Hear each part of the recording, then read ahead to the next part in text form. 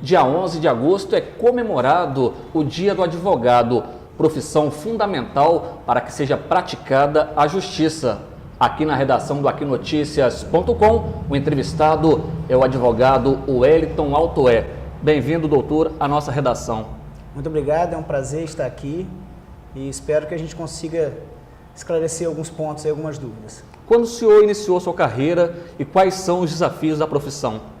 Bom, eu iniciei minha carreira faz tempo, né? Eu formei em 1993, em 1994 eu já iniciei a minha profissão, ou seja, a gente já vai para 24 anos de profissão, né?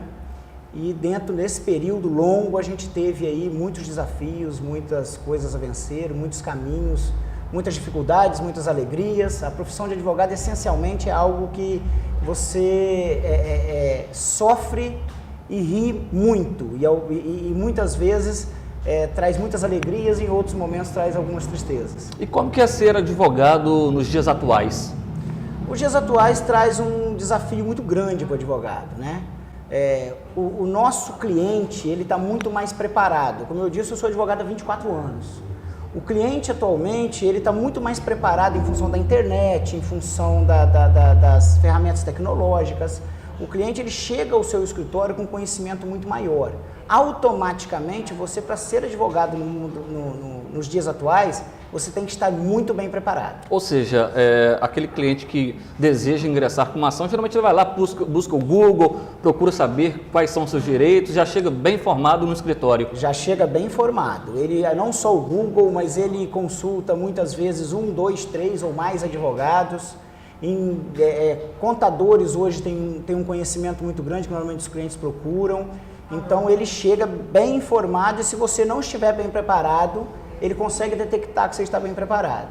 A gente tem constatado uma redução do número de escritórios, muita gente reclamando da crise e na contramão disso tudo, todos os anos, muitas pessoas se formando em direito. Como que o senhor vê essa questão?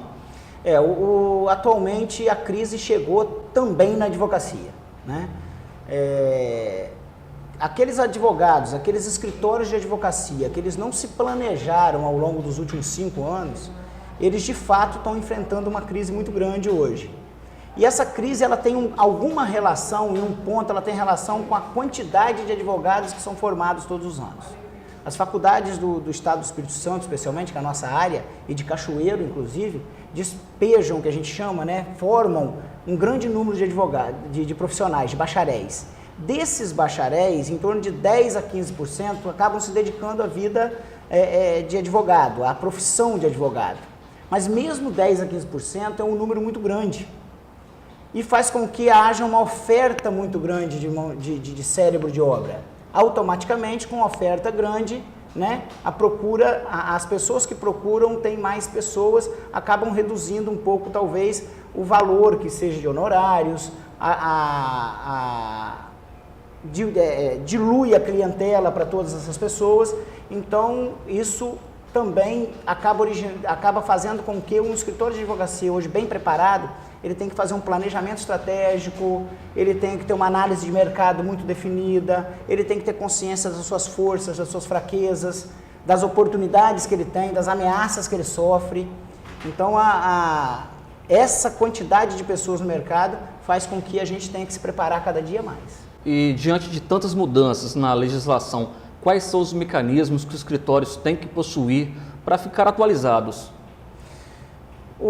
Hoje a gente tem dois tipos de escritório de advocacia, né? Nos encontros que a gente faz sobre advocacia, a gente detecta duas formas. Vamos dar um exemplo. A gente costuma chamar de boutique de advocacia, né? Ou você vai ter uma boutique, ou você vai ter um escritório com todas essas boutiques, que a gente chama de um shopping, né? A boutique, o que é? Aquele profissional que ele é especializado, por exemplo, em direito tributário, direito previdenciário, direito ambiental. Essa é uma boutique. Esse profissional consegue se atualizar, porque de todas as leis que saem rotineiramente, cotidianamente, ele só tem aquela área específica para ele se dedicar.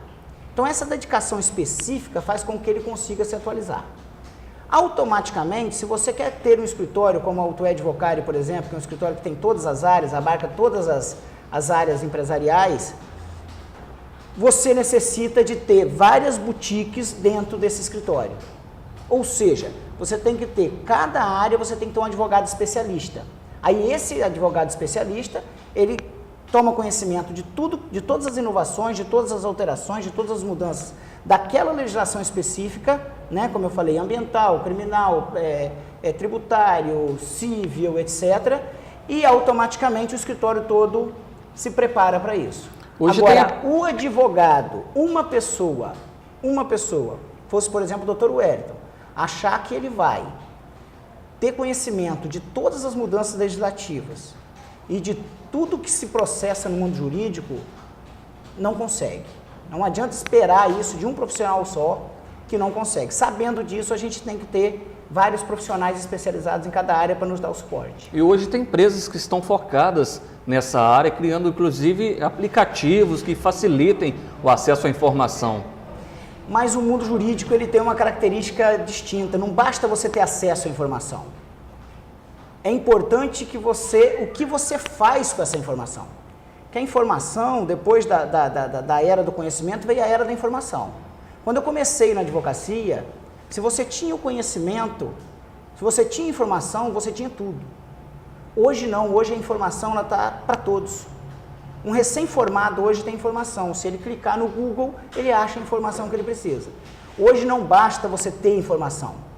O importante é o que você faz com a informação que você tem. A tecnologia na questão da informática hoje é um desafio para aqueles profissionais mais experientes que já estão há muito tempo no mercado, aqueles que têm mais de 50, 60 anos de idade? É um desafio na média, né? Eu, por exemplo, para ter 24 anos de profissão, né, quase 25, eu tenho 47 anos, me formei com 22 anos, né? Eu consigo me atualizar, né? Então, depende muito de cada profissional, se ele tem a mente aberta para as coisas, para as mudanças, se ele tem a mente aberta para as coisas novas, ou se ele prefere não se abrir para o novo. Mas, de fato, é natural que alguém chegando no mercado agora, com seus 22, 23, 24 anos, ele tenha mais facilidade para dialogar com essas mudanças e inovações tecnológicas do que a gente que já está há muito mais tempo na profissão. Com tantos desafios, o que seu escritório tem feito para poder driblar essa crise? Olha, em 2012, 2013, a gente já previa uma crise, essa crise que se processou em 2015, 2016, né? A gente tinha uma eleição presidencial, sabia que se uma determinada candidata ganhasse, nós teríamos problemas no futuro, e nós então fizemos algumas medidas como os programas de inovação, a cultura da inovação, e fizemos um planejamento estratégico. Dentro desse planejamento estratégico, nós entendemos que o futuro da advocacia estava num escritório que conseguisse reunir várias boutiques, onde, por exemplo, uma empresa ou uma pessoa física, ela fosse àquele local e encontrasse todas as soluções ao mesmo tempo. Então, nós começamos a potencializar, a criar, a diluir as áreas, todas as áreas, para que todas essas áreas juntos pudessem fazer um trabalho muito melhor com esse cliente, pessoa física ou pessoa jurídica. E o que pode definir o sucesso ou o fracasso de um escritório? O sucesso e o fracasso do escritório ele é definido pela capacidade de planejar o futuro, de antever as coisas que estão acontecendo. Né? Nós temos mudanças muito radicais, nós falamos das mudanças agora há pouco, né? Essas mudanças elas se processam no tempo numa velocidade enorme, e se você não estiver preparado para as mudanças, se não estiver aceitando essas mudanças, você não consegue caminhar. É importante dizer também, como o nosso escritório, por exemplo, nós temos um tripé, né? Esse tripé, ele trabalha em cima da excelência no atendimento do cliente, na qualidade do nosso trabalho e nos resultados que a gente oferece.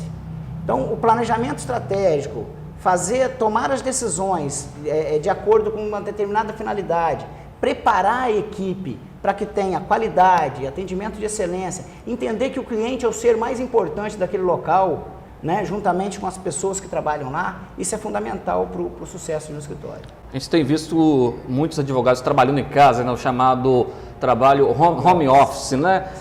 Outros trabalhando em locais inapropriados. Qual a real necessidade de uma infraestrutura para o êxito da profissão? Bom, eu acho que a infraestrutura ela está diretamente ligada ao cliente. Quando você respeita o seu cliente, quando você quer o melhor para ele, você oferece o melhor para ele.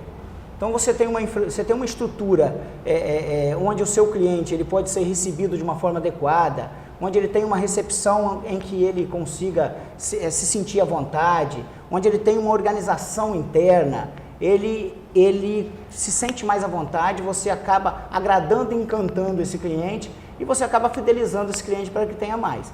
O outro detalhe dessa relação do home office, o que dificulta, é que se ele trabalha na casa dele, provavelmente ele trabalha sozinho. E hoje, nos dias atuais, onde você tem peticionamento eletrônico, leituras de diários, que são obrigatórios, e outros sistemas de organização de um escritório de advocacia, é quase impossível você sozinho fazer isso tudo. O senhor formado em gestão empresarial, como que o senhor vê essa questão da empresa possuir internamente ou de forma externa um departamento jurídico? Como justifica ter esse setor numa empresa? Eu costumo dizer que uma empresa sem um bom advogado e sem um bom contador no mundo atual, ela não consegue sobreviver. Aliás, ela vai sobreviver, ela não vai crescer, ela não vai evoluir. Eu acho que um advogado de confiança, ele é extremamente importante para o crescimento dessa empresa. Esse empresário, ele tem que ter no seu advogado um apoio para mudanças, porque nenhuma empresa consegue se manter no mercado sem mudar constantemente. E essas mudanças requerem muitas informações que são do campo jurídico, inclusive, né? Contábil, jurídico, financeiro, econômico. Então, você ter profissionais capacitados para te auxiliar nessas decisões, para que você tome decisões assertivas, ele é fundamental. E o advogado, ele é essencial para isso. O sucesso hoje, então, depende de um bom advogado, um bom departamento jurídico e um bom contador. Sem dúvida nenhuma. O Aquinoticias.com abre espaço para suas considerações finais. Eu sou muito feliz na minha profissão, né? Isso aí não há de negar. Eu acho que a advocacia, ela tem que ser exercida de uma maneira profissional, ela tem que ser exercida com conceitos empresariais. Não existe mais a possibilidade de você ser advogado e entender que você não vai inserir conceitos empresariais como excelência no atendimento, fidelização do cliente, processos internos bem definidos na sua equipe, pós-atendimentos, pesquisas de satisfação do cliente, análises do cenário em que você se encontra. Isso tudo são conceitos empresariais que devem vir para a advocacia. Mas, além dessa parte técnica toda, existe o ser humano advogado, que é essencial, que deve ser uma pessoa extremamente honesta, correta, né, comprometida com o resultado do seu cliente e sabendo que o que for melhor para o cliente vai ser melhor para ele também, que os resultados alcançados em favor do seu cliente lhe trarão benefícios e não ao contrário. O advogado não pode pensar antes no benefício econômico que ele tem para depois no resultado do cliente. O dinheiro que ele vai adquirir, o que ele vai ganhar com aquele cliente é uma mera consequência do resultado do trabalho dele. Eu acho que isso é fundamental para o sucesso na profissão. Obrigado pela sua participação, parabéns pela data comemorativa. Acesse www.aquinoticias.com e fique bem informado.